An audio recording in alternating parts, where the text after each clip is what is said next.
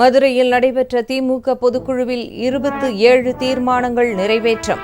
உறுப்பினர் சேர்க்கையை தீவிரப்படுத்த நிர்வாகிகளுக்கு ஸ்டாலின் அறிவுரை.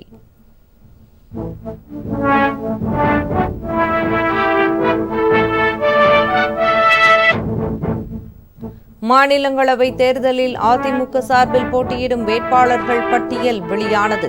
இன்பதுரை, தனபால் ஆகியோர் போட்டி.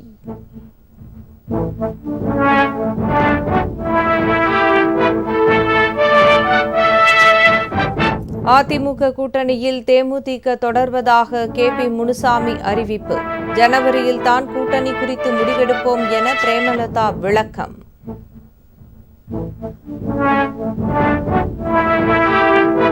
பாமகவின் தலைவர் பதவியிலிருந்து அன்புமணி நீக்கப்படுவாரா?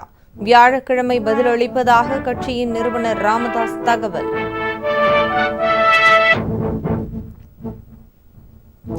டெல்லியில் தமிழர்கள் வசிக்கும் வீடுகளை இடித்து அகற்றும் பணி 2வது நாளாக நீடிப்பு.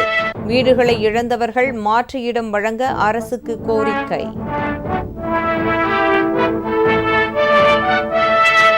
சிதம்பரம் அண்ணாமலை பல்கலைக்கழக உதவி பேராசிரியர் பாலியல் புகாரில் கைது.